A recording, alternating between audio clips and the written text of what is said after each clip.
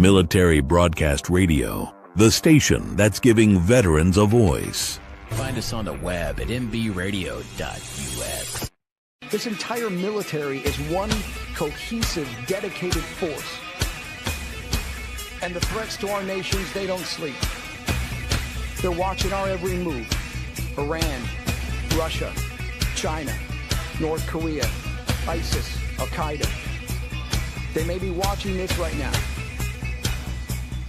Our military should not be mistaken for a cable news gabfest show. We don't care what you look like. We don't care who you voted for, who you worship, what you worship, who you love. It doesn't matter if your dad left you millions when he died or if you knew who your father was. We have been honed into a machine of lethal moving parts that you would be wise to avoid if you know what's good for you. We will not be intimidated. We will not back down. We've seen war. We don't want war. But if you want war with the United States of America, there's one thing I can promise you, so help me God. Someone else will raise your sons and daughters.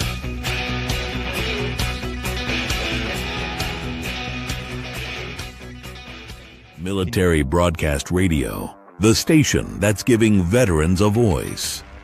Find us on the web at mbradio.us. Opinions expressed in this program are those of the speakers and do not necessarily reflect the views or positions of any entities they represent. Find us on the web at mbradio.us.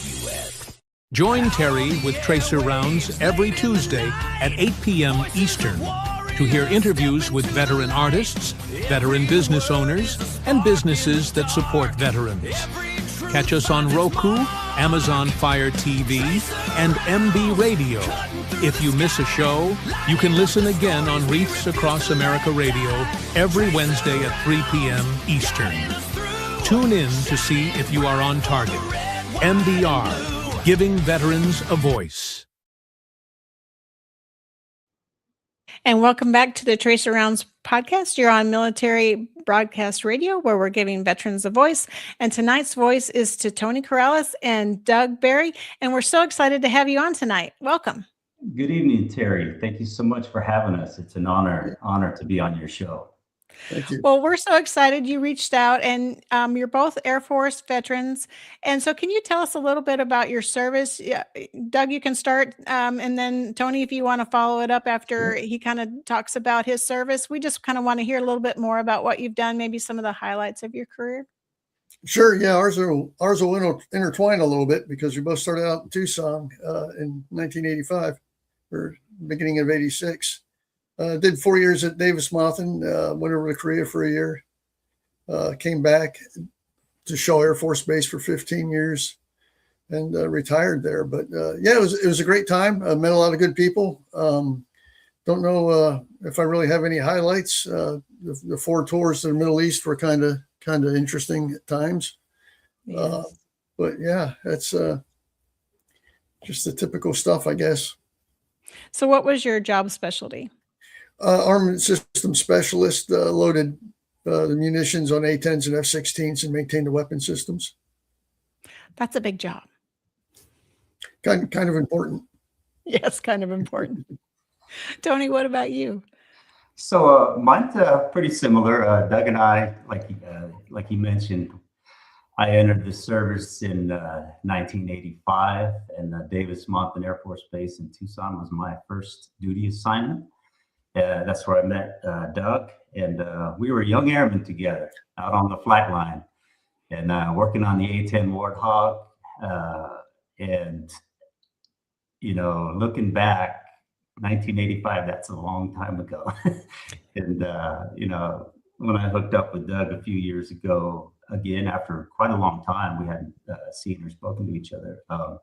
It was great to catch up on everything, but so we started out there together, and then Doug moved on. I moved on. I was at Davis-Monthan for about 5 years. And then in 1990, I got assignment over to Keflavik, Iceland, which is a naval air base. But they had a Air Force F-16 fighter interceptor squadron there. So I spent a year in Iceland. And then after there, I went to Langley Air Force Base in Virginia for about 4 years, working the F-15 there. I worked in the back shop, not on the flight line at that time, repairing the, missile launchers, gun systems, and all that fun stuff. And then had a couple trips downrange to Saudi Arabia. And then after Langley, I came back to Davis-Monthan Air Force Base. Oh, wow. Full circle. Yeah, so I spent my last 10 years in the military here and retired after 20 years at Davis-Monthan, and a couple more deployments over the Middle East, Kuwait. Went downrange a couple times there, supporting the mission.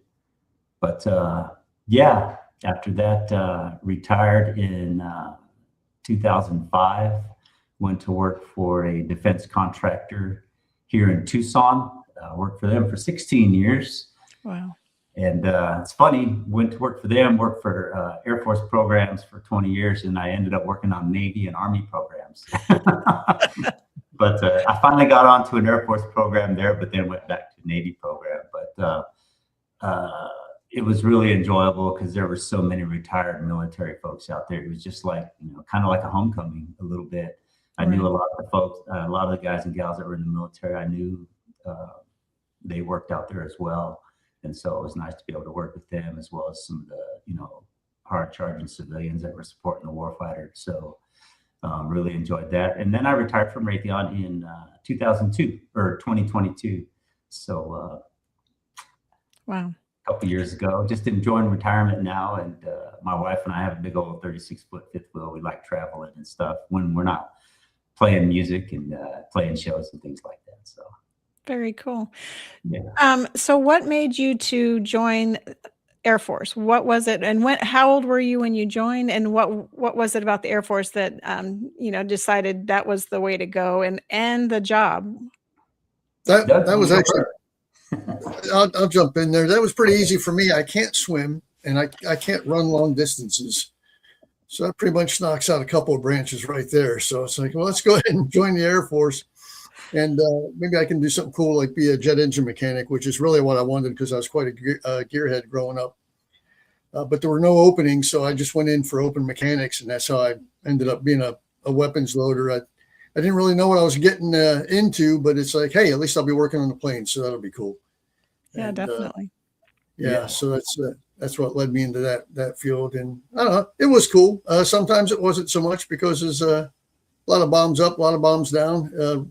Repetition got boring. Boring. Is that a good word to use when you're handling weapons? I don't know, but I'm not sure either.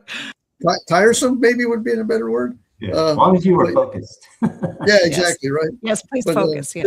Maybe I should just call it the daily grind. The daily grind was good. There you go. Yeah. What about you, Tony?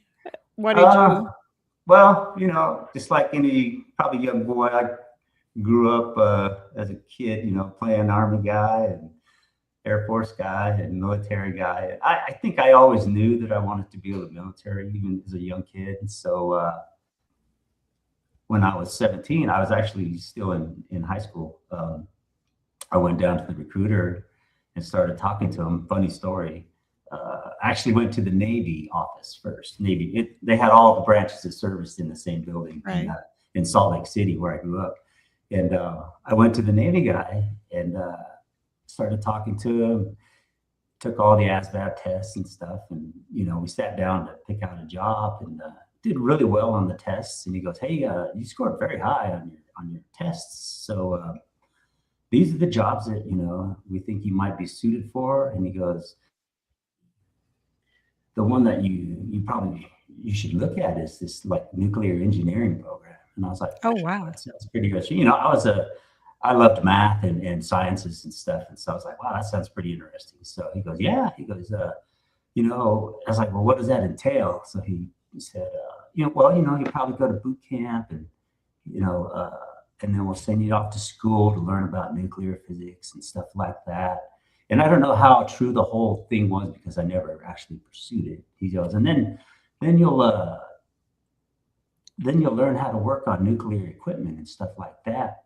And I was like, oh, that sounds pretty interesting. He goes, and then you go out to sea. And I was like, oh, cool. I said, on what? He goes, probably a sub. And I'm like, no, absolutely not. So, it's cut out for some folks, and God bless them. I just, that one just didn't go well with me.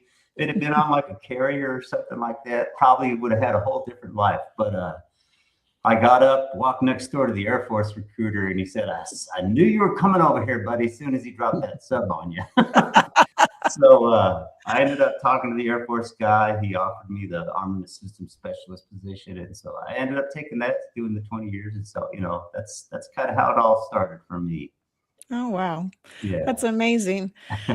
So you guys met, and let me back up 1 second.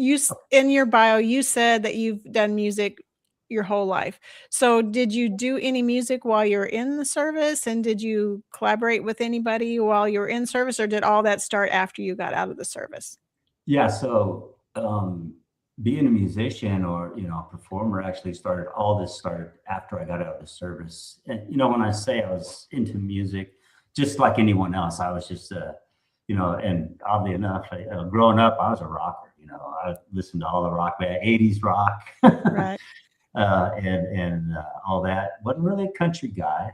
And then my mom had gotten divorced, and she's a single mom with 5 kids. And she had a new boyfriend. He was a big old trucker, Howard, and my stepdad. They ended up getting married, and I used to go on this truck with him.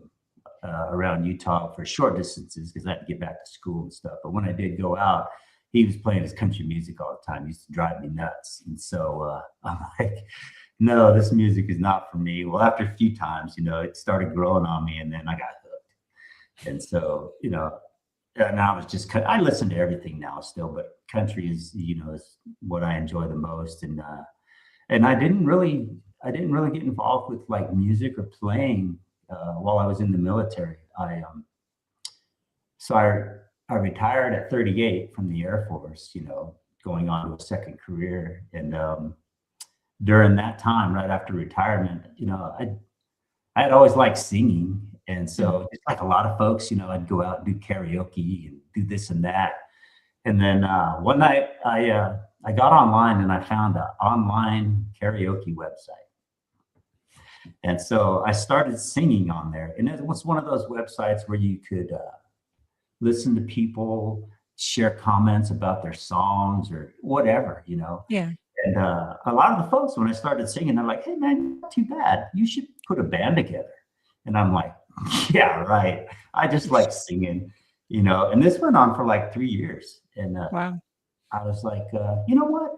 After all these comments, I'm like, why not? So I put an ad out on Craigslist, the musicians page on Craigslist, trying to put a band together here in Tucson. And not 2 hours later, I had a drummer and a guitar player that were interested. And that was in 2012. And we started, we picked up a bass player and an acoustic player. And we practiced for about 6 months over at my place, and came up with a set of, full night, 4 sets of songs. And we just started playing out. And so we've been doing it ever since. So it's Oh, wow. that's how my music journey started, really. So is it the same band that you started with? Two, the drummer and lead guitarist, they've been my original players since then. Wow. We've had a couple bass players and a couple rhythm guitar players, but my current band, we've been together since 2019, and then Wow. we added a new acoustic player in 2024. After 2019, I took a 5-year hiatus. I was a little burned out, so I started playing again in 2024. And started doing music again and stuff. So, but yeah, it's been quite the journey. Awesome. Very, very enjoyable. So Doug, what were you doing after service? After I got out, I did a real quick job as a Jiffy Lube manager. I highly suggest nobody ever does that. I lasted all of about 3 months, and I'm like, I have got to get out of here. So I landed after that. I landed at Ram Automotive. They manufacture performance clutches for street cars and race cars. So that was a lot of fun, and it kind of tied in with my racing stuff. I did a little bit with the, like I was saying earlier, mechanic on ARCA cars, NASCAR Craftsman truck team, Busch. Did a couple cup races. Wow. As a matter of fact, my last cup race I worked with Stanton Barrett, and it was a full circle moment for me because the first cup race I ever went to since I lived in Maryland was the Dover track, and that's the track I worked with Stanton Barrett as a NASCAR team member. So that was really cool. That is cool. So after about 13 years of that, working for Ram Automotive, got a job with Lowe's, being a department manager. Wasn't bad, but I wouldn't recommend that too much too either. I mean, Lowe's takes care of you. They pay well and all that, but I'm just not I'm a little bit of an introvert, and the general public maybe isn't just who I need to be dealing with. And so after that, I worked down at Shaw Air Force Base at lodging, just being the linen guy, just picking up dirty linen, dropping off clean linen for the maids to the housekeepers to make the beds and stuff. And then 62 came, and I said, you know what? I'm done. I'm just going to retire. So that's what we're doing now. And in my retirement, we're writing children's books and messing around with song lyrics. And the children's books are going over pretty good. Jasper and Friends. It's about a rabbit. My son got me started in that when he caught a rabbit in the backyard and brought it in the house. Named it Jasper, let it go the next day. And I looked at my wife. I'm like, what a great idea for a kid's book. That's awesome. So I've sold a couple of thousand copies of that. And I'm just, promoting the heck out of that right now. Very cool. So then you guys reunited and you came together in some way because Doug, you wrote a song and Tony was wanting to sing it. So tell us about how the writing of the song came about, and then how Tony, you picked it up and decided you were going to record it. Yeah, I guess since I was writing rhyming children's books, I had this great idea that, hey, I could probably write a song. I mean, I didn't think it was that big of a difference. And the next step for my children's books was going to be a cartoon, and every cartoon needs a jingle. So I wrote a jingle for the cartoon, and hooked up with a guy on LinkedIn, Matt Clark. He put music and lyrics and voice to it, and it was really good. He's like, did you write any other songs? I said, 40 years ago, I wrote a Christian song. He's like, send it to me. And he read the lyrics to it, and he put music and a voice to that too. But he's like, man, you could sell those lyrics today. He's like, did you write anything else? And I'm like, no, not really. But started, the little light bulb went on, and it's like, well, maybe I should start trying this. Maybe there's something here. So I wrote some Christian music, lyrics rather. And then I decided I wanted to write something for the troops. And it was a little bit of a process to think about, because there's been a lot of songs about military, and I wanted it to be different. And my thought process led me to, well, what do all of us have to do? Well, what can we all get around that every single one of us has had to do? And it's go TDY, go deploy. Forgive me if I get emotional, but that's what it was. And then I got thinking, it's like, well, when we deploy, we all have to go through certain kinds of trauma. And that's one thing that we don't all do the same. So I thought, well, that's the song.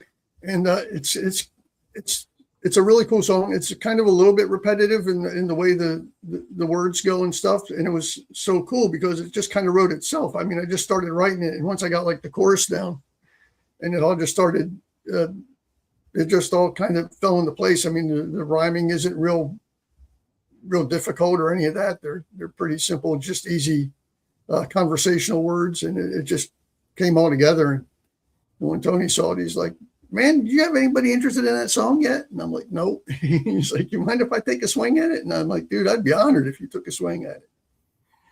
And he knocked it out of the park. So were you guys in communication at that point, or did the song bring you guys back together? How did that happen? I think we got hooked up earlier than that on Facebook. Yeah. So a couple years before this, before this now, I think about 3 or 4, I think, Doug. We had hooked up on Facebook, just became friends, started chatting again. And then I saw that he was an author, which I was like, wow. He had his Jasper book. I think his first Jasper book was getting ready to come out. And I was like, that is pretty cool. I was like, well, I want one of those autographed, of course, when you get that done, and he had done the same with one of my first album. Yeah. And so we kind of traded, artistic things back and forth. And so, and then he said, Doug said, he started writing these lyrics. And I was kind of wondering too, when he brought up his buddy that said, hey, you write these children's books and you do some other writing, and you ever tried writing lyrics?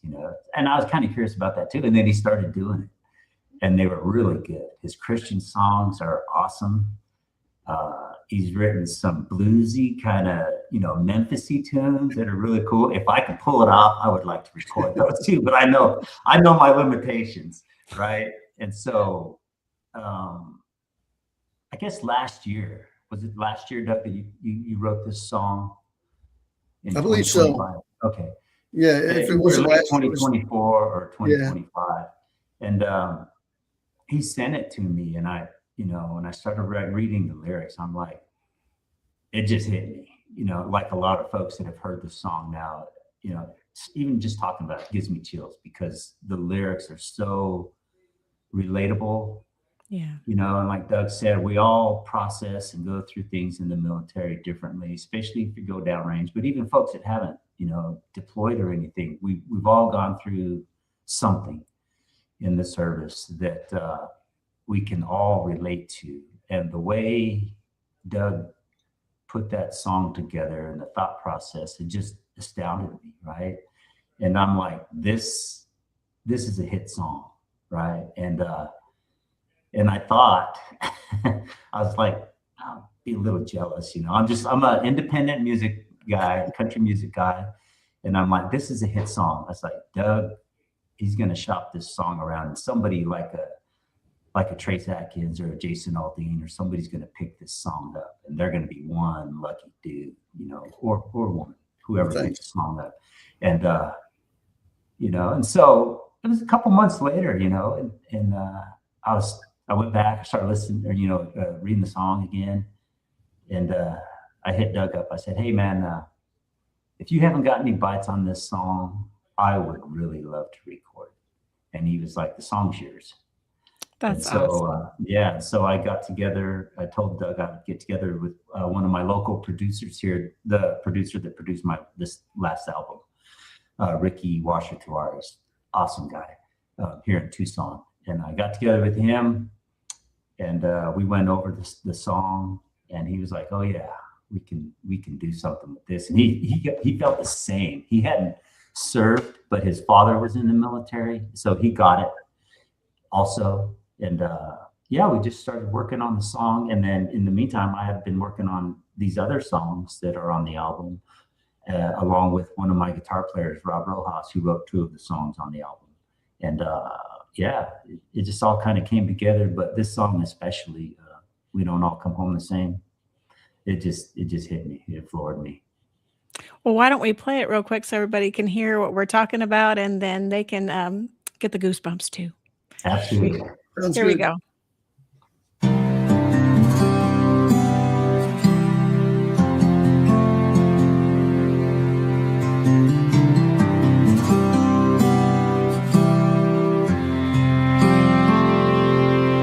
He was 18 in boots with a buzz-cut grin.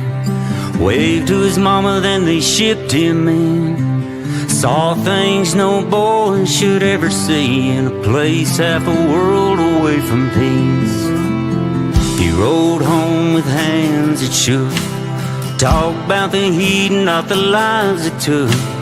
Came back quiet, eyes deep and wide, and said, Mama, it's good to be alive. 'Cause we don't all come home the same. Somewhere they're hurt like a ball and chain. Some wanna talk, some never will. Some find God, some can't sit still. Some just can't, so they walk away. So don't take it wrong if I don't say much today. We don't all come home the same.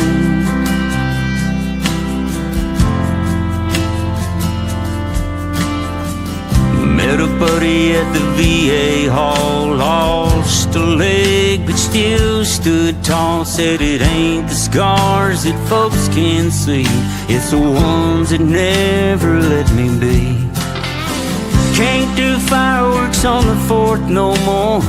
Sleeps with a Bible and locks on the door.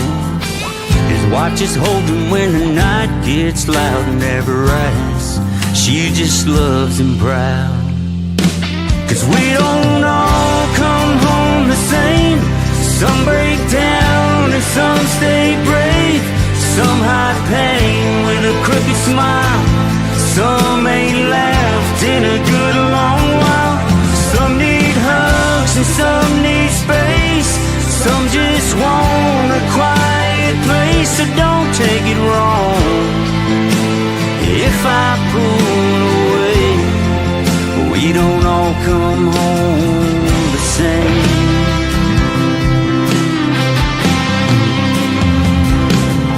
If you see me staring at the sky, I'm thinking of the ones who said goodbye. I ain't looking for a helping hand, just doing the best I can. We don't all come home the same. We carry ghosts we can't explain. Some find faith, some drown the pain. Some fight demons they try to tame. Some need hugs and some need space. Some need love with a slower pace. So don't take it wrong if I'm not okay. We don't all come home the same.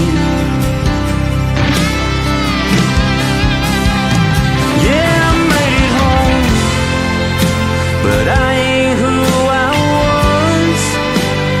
Still learning how to live. Still relearning love. So just be patient if I seem far away. We don't all come home the same. No, we don't all come home the same.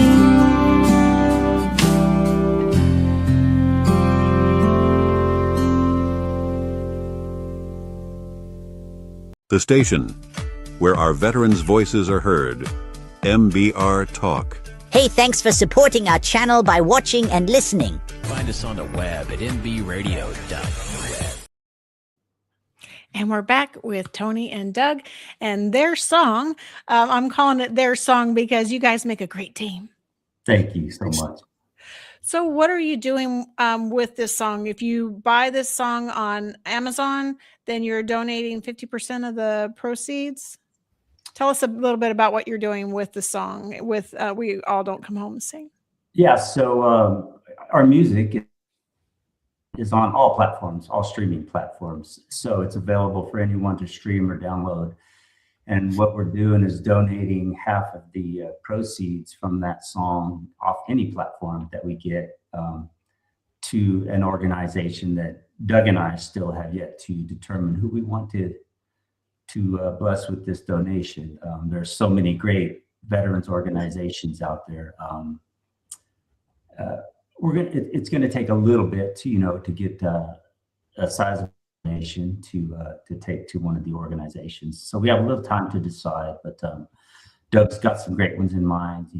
There's some other great ones out there that I have in mind too. So we'll discuss that and we'll come up with a plan and do it together. And hopefully the song really takes off, which we hope it does, and we can do a lot to help some fellow veterans out there. It's very moving. And like you say, you get chill bumps just kind of thinking about your own journey and your own path. And then those of maybe someone in your family that served that, that they're, feeling the same types of emotions around deployments and returns and just service in general. So I think it speaks to all of us. Absolutely. Yeah. Thanks. Yeah, it's so good. So I think you guys need to team up more for songs because I think you guys make a great team. So I think Doug, you should write some more, and Tony, you should sing them. Well, he's got another one that he wrote right after we released this one, and it's a heartbreaker. Oh no. It's a tough one. It'll be a tough one to sing, but it's a real lyrically, it's just a beautiful song. Doug, I don't know if you wanted to talk a little bit about it, but that's something that we might have in the works here for a next release, maybe in the fall. We want to let this album run its course a little bit, especially we don't all come home the same. Out there for a little bit, let the folks listen to this new music, and then hit them with some new stuff in the fall maybe. Yeah, if you don't mind, Tony, I will tell a little bit about it because there's a little story behind it. My daughter and her husband are going through the adoption process right now. So this song is titled "The Family We Found." Oh, that's awesome. It's about the process. It's about trying to put your trust in people you don't really know, that kind of thing. Yeah, that's a very difficult process. It's not easy to adopt. I mean, there's a lot of hurdles to be overcome, and there's a lot of steadfastness that has to take place in order to adopt a child.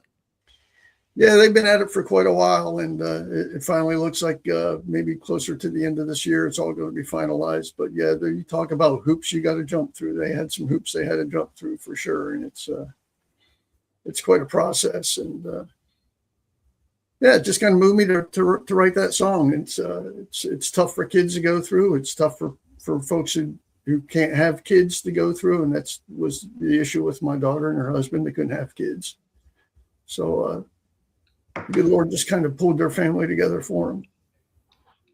It's a beautiful song. I hope maybe when we release it, we can come back and talk with you again. Yeah, no, that'd be perfect. I would love it. And so About a Woman is the new album, and that's track 8 is the we don't all come home the same. And so the album has and you have been nominated for a Josie, right? Yeah, so I'm not sure if you're familiar with the Josie Music Awards, but they're an annual award show. They're the largest independent music award show in the world. And they have this show that every year, they started in, I want to say in Gatlinburg, at Dollywood, having the award show, but they've since moved to Nashville. And so the last 2 or 3 shows have been at the Grand Ole Opry, which is a huge, big deal, you know? And so, and this show, the Josie Music Awards, is all genre, not just country music. It's all genres from around the world, artists from around the world. And it's specifically for independent artists. And so you can submit your music to be reviewed by, they have a music industry professional panel that reviews this music. And they had over 100,000 submissions this year. Oh my goodness. Across all genres. And it's been growing every year. And so it's a fantastic organization, and they put on a fantastic award show. And so, yeah, we were lucky that they're releasing this year's nominees for 2026 throughout the month of May. And so we were blessed with the first one was a Male Country Vocalist of the Year last week. So I'm up for that one. And then there's a number of other categories that we're hoping to hopefully they pick up on. And there's one that's called Social Impact Song of the Year. And We Don't All Come Home the Same is perfect for this category. And I'm just praying, and we're both hoping that it gets the nod and the nomination. And if it does, the award show is in September in Nashville at the Grand Ole Opry. I'll be meeting Doug out there, and hopefully we'll be walking up on the stage. And but if we don't, it's just a fantastic time. It's a fantastic organization to help independent artists get their music out there and move them along in their careers. And so we're very fortunate to be nominated. I think that's awesome. You've been nominated before, right? Yes. In 2019? 2019 was my first full album that I released, called Country Looks Good on You. And we were nominated for actually 5 categories, but one of them was Album of the Year. And we won Album of the Year, and that was across all genres, which blew me away. That's outstanding. And so we walked away with some hardware there, brought it back to Tucson for the fans here, you know, around the world, because we've got listeners all over the place. And so that was really cool. And then shortly after that, that's when I said I took a break for 5 years. And then I'm glad to be back doing music, and it just sits well with my heart.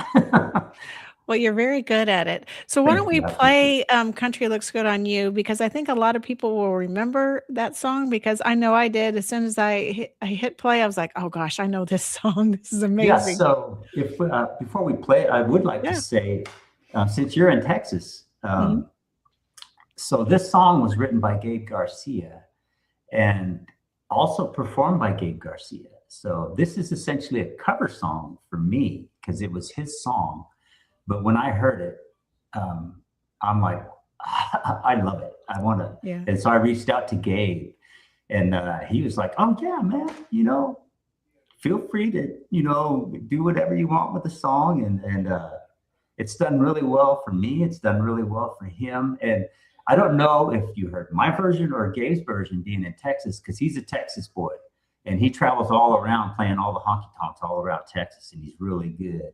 And some folks may remember him. He was actually on, do you remember the show Nashville Star? Yes. He was actually on Nashville Star back in, I think, probably around 2008, 2009, maybe. Kind of around the same. I think he was on the same season that Chris Young was on. Oh, wow. If you're familiar with Chris Young, who ended up winning that season. But Gabe is an awesome singer and entertainer. But he was gracious enough to let me record this song. It's done really well. So I just wanted to put that plug in there. Well, thank you for that. Sure. But I remember your version, I'm pretty sure. But we're going to play it. We're going to see what others think. Here we go. Okay, thank you.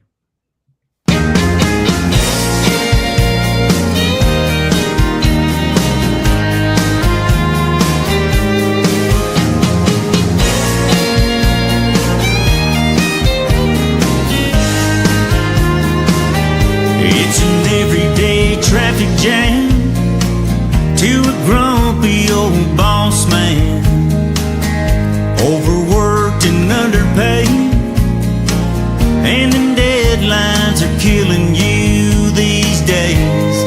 Baby, I know exactly what you need, so come on home to me. Baby, slip off them high heels, business suits, slide into them wore out blue jeans and cowboy boots, scoot right on over. Next to me, it's looking like a back road tailgate shade tree.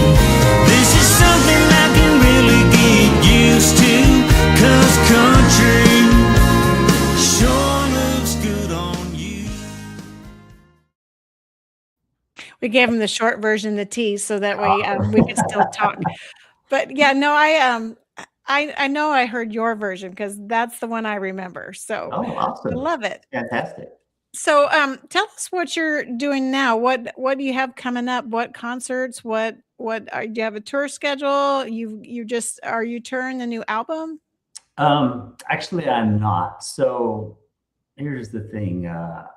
I'm still doing music. I stopped performing actually this past December.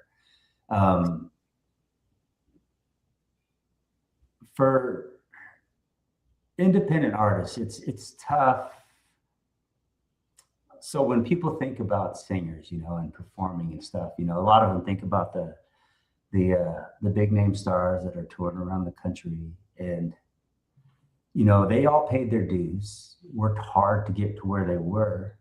Right. But for an independent artist such as myself, who's a little long in the tooth, you know, in the years, playing 4 hours a night standing on the stage, singing roughly 55 to 60 songs.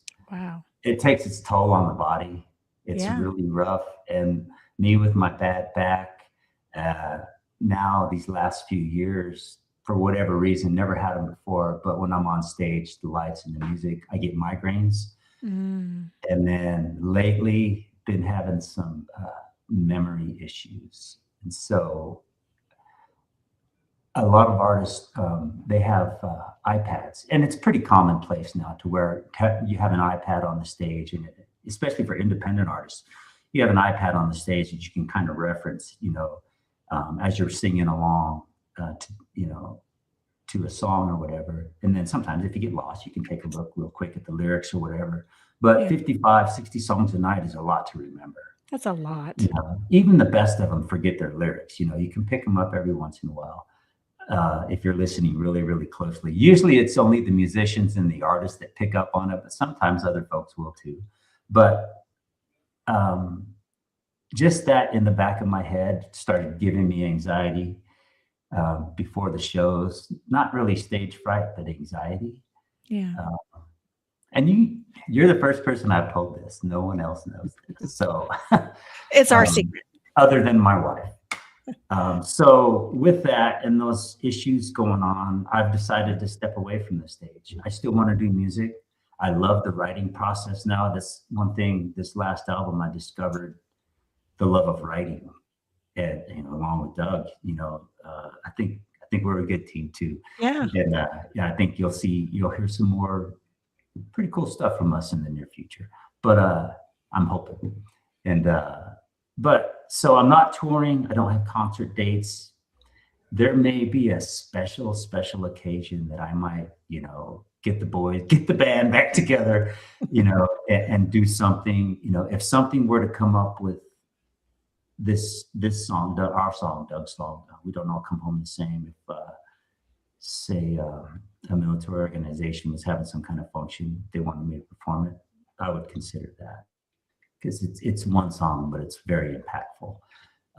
Those are the things that I would consider. But to continue playing all the time and taking the toll on the body, it's a little rough. And so I think my niche is maybe songwriting now and doing an occasional performance, if that makes sense. Well, you can always do it online. That's what we did during COVID. As a lot of performers that couldn't perform would do it online. I don't know if you know Kevin Fowler, but that's exactly what he did, because Kevin Fowler wanted to employ his band. So he, they played online and, just took donations or tips or whatever, or would play private events online for somebody. They would be the performer of the evening for them. And so, there's always those opportunities too. If you're not really wanting to go out and tour, you can still do your online thing where you started karaoke and you learned that you had a good voice. Yeah, thank you. I appreciate that. Because you definitely do.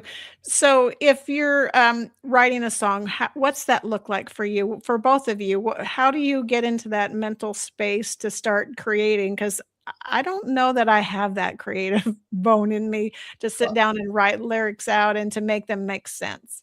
Yeah, I really need to be inspired. I can't really just sit down and say, today I'm going to write a song about this, or today I'm going to write a song about that. I really need some inspiration to come from somewhere.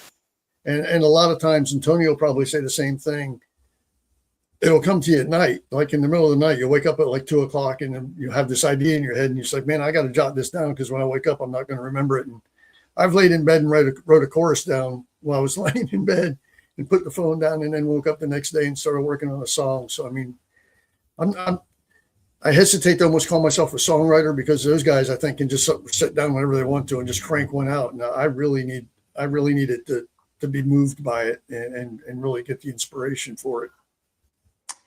Yeah, I'm the exact same way as Doug.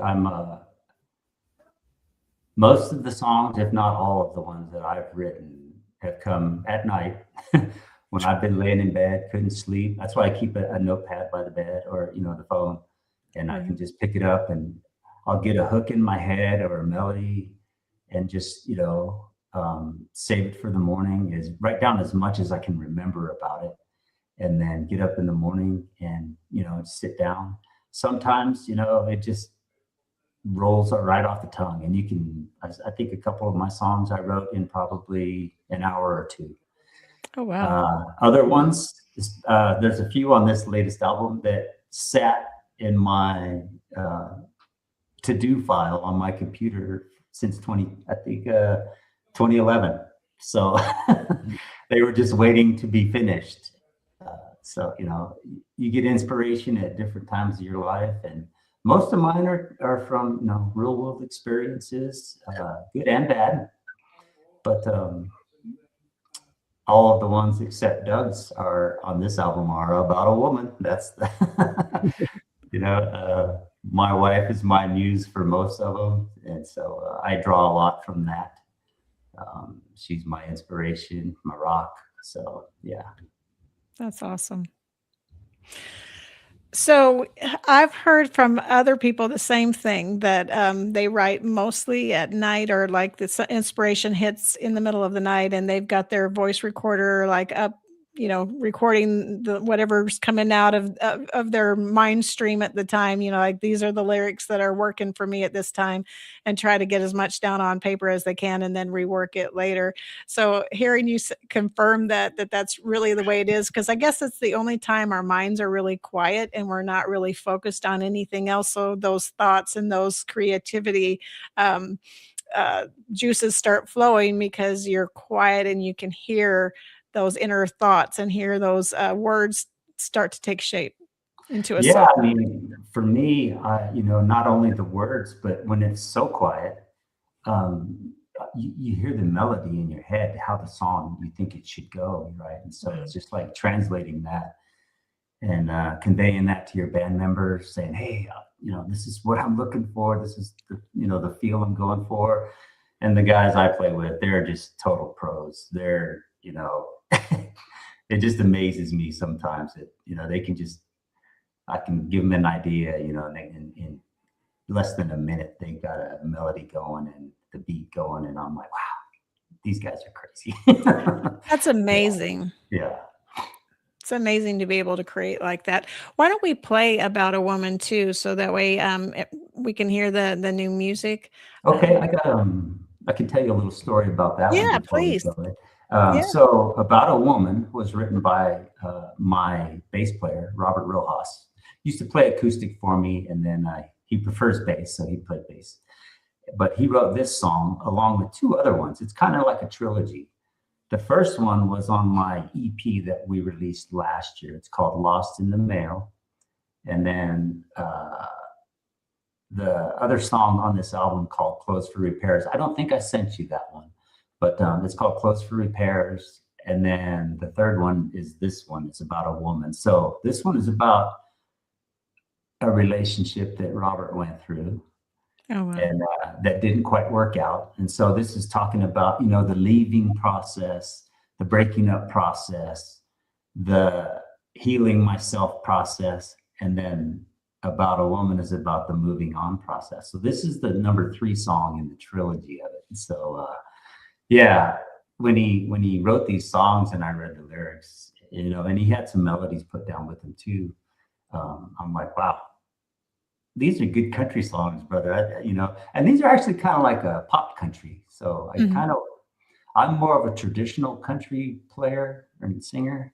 And so I kind of went out of my box on this album to kind of branch out a little bit. So there's a couple songs on here that are not traditional country, but they're, I think, still touch on country a little bit, at least. Oh, definitely.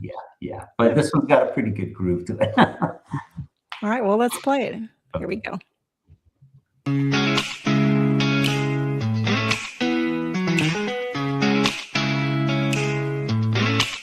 Open my eyes to find I'm beaten and sore, time for a change, 'cause I don't want any more. She really had me laid out on the floor. Sweep up the dust, it's time to take the sign off the door. No more dreaming about a woman that left me far behind. No more drinking, no more feeling that I'm going to lose my mind.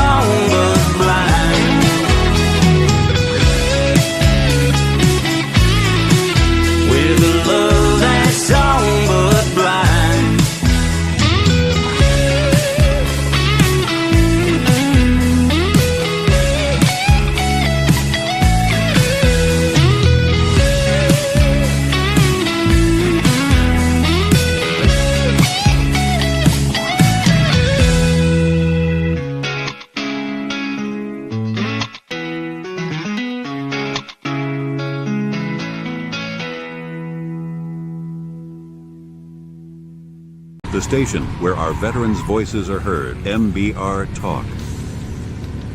Find us on the web at mbradio.us. And we're back with Tony and Doug. And I love that song. It's great. I love the guitar. I love the lyrics. I love your singing. I think it's awesome. So I wanted to say on this album, I mentioned my producer, Ricky Washer Tavares.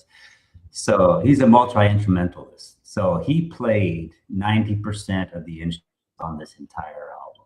Oh my goodness. Yeah. So he brought in a fiddle player, steel guitar player, and some lead guitar for a couple of the song licks. But for the most part, this guy put this album together for me instrumentally. Awesome. Amazing guy. Definitely. We're hoping he gets the nod for producer of the year for the Josie Music Awards. So our fingers are crossed. Yeah, I'm definitely crossing my fingers. Yeah. So if you guys had to give your younger selves some advice, what advice would you give your younger selves? Ooh, Doug, you go first. I need to think about this one. Yeah, no, I got it because I get this a lot when I do interviews for my books and stuff. There's never a perfect time. There's never a perfect place. If you've got something you're passionate about, just do it. And as I like to say, because I've done all these crazy things in my past, it's like you only get one life. You might as well make it epic. Right. I love that. Yeah, me too. Put that on the shirt. Put that in a song, brother. That's right. Make it epic. Yeah. My thing is that I've found, at least in my life, is really simple. Always trust your heart because it's usually right. And so a lot of times I didn't do that and made some mistakes in my life. But when I did trust my heart and, trusted the Lord to guide me, went in the right direction. So, I love that. Trust your heart. I think that's great advice. I was thinking you guys would be great for Operation Song, for writing songs for veterans and, helping to perform them or, just work with them and write about their experiences. I think you two would be great for that. So if you want to get connected up, I have a name that I can send to you to do that. But Absolutely, I think that would be great because, like you said, you weren't necessarily wanting to tour or anything like that, but you're still wanting to create and still be in that space. And so Operation Song, writing songs for veterans and really helping them heal probably is a really good mission set for both of you. I think it would that would be amazing. Yeah, I would definitely appreciate that. Yeah. Well, we'll definitely do that. So before we get off here, is there anything else you guys want to put out about things coming up for you, about your books, about your songs, about music, about we don't all come home the same? Is there anything you want to put out before we get off the air tonight? Don't ask me about my books. We'll be here another hour. There it is right there. You can get them on Amazon. That's my newest one, Farmer Jasper. Nice. Jasper and all his little woodland friends in there. And they're fantastic books. They're great for kids, fun stories to let kids be kids. I don't get all wrapped up in the social whatever of the day. These are just fun stories you can just turn your brain off and laugh at. So yeah, I think the children's book industry needs more of those kind of books. I agree. Yeah, definitely. Totally. More books and less media, social media and electronics. And they're only little for a little while. True. Very true. Yes. What about you, Tony? My plan is to just keep pushing for this album, especially this song to do well, looking for different opportunities to get the word out there and hopefully raise some money for the vets. It's really tough now because of streaming. It's a fantastic tool if you're a music lover, which we all are. But for independent artists and songwriters, it's really tough because you don't make a whole lot of money.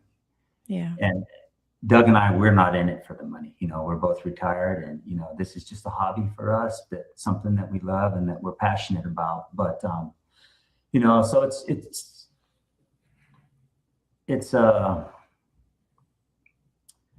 my thing is to just get the music out there, get the song out there, let people enjoy it, let people relate to it, and then hopefully we can do some good with what comes of it.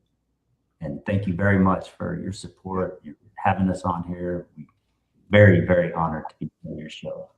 Oh no, we're honored to have you. We were so happy when you reached out. We're like, we'd love to support veteran artists, whether they're authors, you know, whatever they're doing, we're happy to support. So we'd love to play your music. It's already streaming on our 24/7 radio station. So yeah, I'll be loading up some more. And if you've got anything new you want to let us know about, be sure to hit us up and we'll put it on the air. Absolutely. Well, thank you two so much for being here tonight. I think our audience really got a good taste of what you guys are capable of, and we're looking forward to seeing more. Thank you so much. Thank you. Thank you so much. This is Tracy Round signing off. The station where our veterans' voices are heard. MBR Talk. Hey folks, thanks for tuning in. You're giving veterans a voice today. Powered by WorkSimple, where we simplify your mission. Find us on the web at mbradio.us. The station where our veterans' voices are heard. MBR Talk. Hey, thanks for tuning in. Welcome, Quack. Program are those of the speakers and do not necessarily reflect the views or positions of any entities they represent. The web at mbradio.us.